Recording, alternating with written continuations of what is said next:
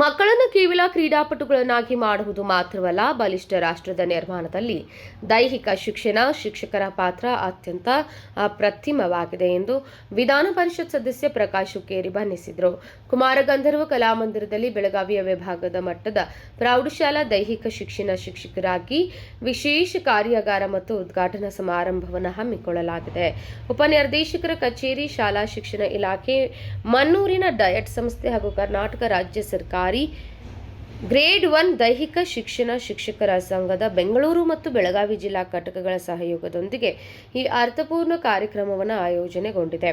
ಮುಂಜಾನೆ 10:30 ಆರಂಭವಾದ ಈ ಸಮಾರಂಭದಲ್ಲಿ ವಿಭಾಗದ 100 ಶಿಕ್ಷಕರು ಪಾಲ್ಗೊಂಡಿದ್ದಾರೆ. ವಿಧಾನ ಪರಿಷತ್ ಸದಸ್ಯ ಪ್ರಕಾಶ್ ಹುಕ್ಕೇರಿ ಅವರು ಶಿಕ್ಷಕರ ಸಮಸ್ಯೆಗಳನ್ನು ಪರಿಹರಿಸಲು ಹೆಚ್ಚಿನ ಆದ್ಯತೆ ನೀಡಲಾಗುವುದು. ದೈಹಿಕ ಶಿಕ್ಷಕರ ಕಾರ್ಯ ಅತ್ಯವಶ್ಯಕವಾಗಿದೆ.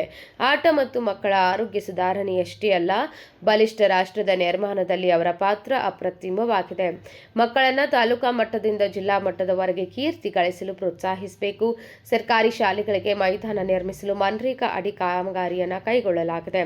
ಅಧಿವೇಶನದ ಸಂದರ್ಭದಲ್ಲಿ ಶಿಕ್ಷಕರ ಸಮಸ್ಯೆಗಳನ್ನು ಪ್ರತಿ ಬಾರಿಯೂ ಮಂಡಿಸಲಾಗುತ್ತದೆ ಎಂದರು. ಸೇವಾ ಜ್ಯೇಷ್ಠತೆಯು ಆಧಾರದಲ್ಲಿರುವ ವರ್ಗೀಕರಣದಿಂದ ಉಂಟಾಗಿರುವ ತಾರತಮ್ಯದ ನೋವನ್ನು ನಿವಾರಿಸಬೇಕು.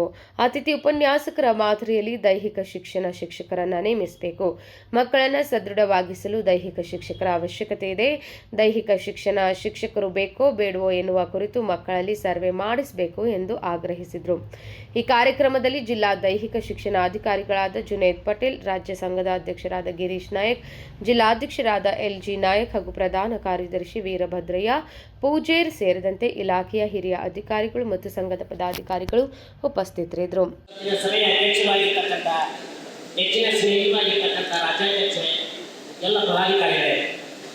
ಅದೇ ರೀತಿಯಾಗಿ ನಮ್ಮ ರಾಜ್ಯ ಪ್ರಧಾನ ಕಾರ್ಯದರ್ಶಿಗಳು, ನಮ್ಮ ಮಾರ್ಗದರ್ಶಕರಾಗಿರ್ತಕ್ಕಂಥ ಮುಗೋಣ ಅವರೇ, ಜಿಲ್ಲಾ ಸಹಶಿಕ್ಷಕರ ಸಂಘದ ಅಧ್ಯಕ್ಷರಾಗಿರ್ತಕ್ಕಂಥ ಸಹೋದರ ಸೊನ್ನಣ್ಣವರವರೇ, ತಾಲೂಕಾ ದೈಹಿಕ ಶಿಕ್ಷಕರ ಸಂಘದ ಅಧ್ಯಕ್ಷರಾಗಿರ್ತಕ್ಕಂಥ ನಾಯಕರವರೇ, ಎಲ್ಲ ಪದಾಧಿಕಾರಿಗಳೇ, ತಾಲೂಕಾ ಅಧ್ಯಕ್ಷರೇ, ವಿವಿಧ ಕಡೆಯಿಂದ ಆಗಮಿಸಿರ್ತಕ್ಕಂಥ ಎಲ್ಲ ನನ್ನ ಸಹೋದರ ಸಹೋದರಿ, ಇವನವು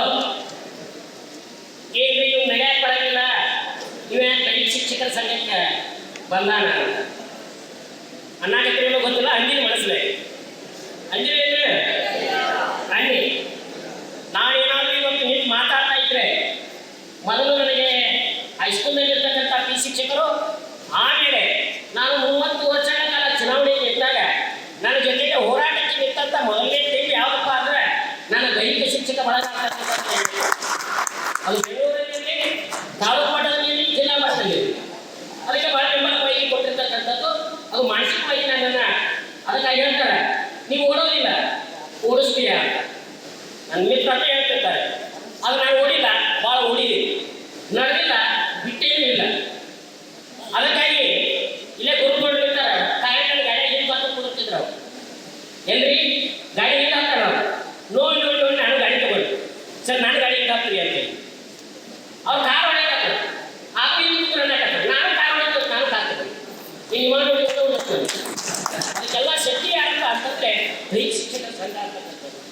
ನನಗೆ ಯಾಕೆ ನಾಯಕರ ಬಗ್ಗೆ ಗೌರವನ ಹೇಳ್ತಾ ಇದ್ದೀವಿ ಅಂತಂದ್ರೆ, ಈ ಸಂಘ ಕೋಟಿ ಬಿದ್ದಿತ್ತು.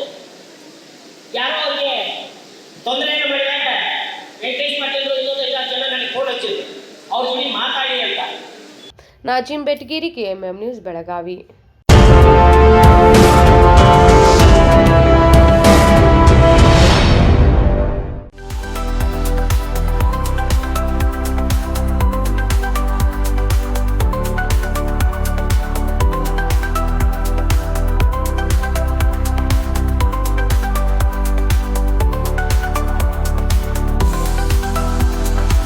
आदर्श ड्रेस सर्कल केवल पुरुषों के लिए लाए हैं ब्रांडेड शर्ट्स, टी-शर्ट्स और जीन्स की नवीनतम रेंज। आदर्श ड्रेस सर्कल, खड़े बाजार, बेलगावी।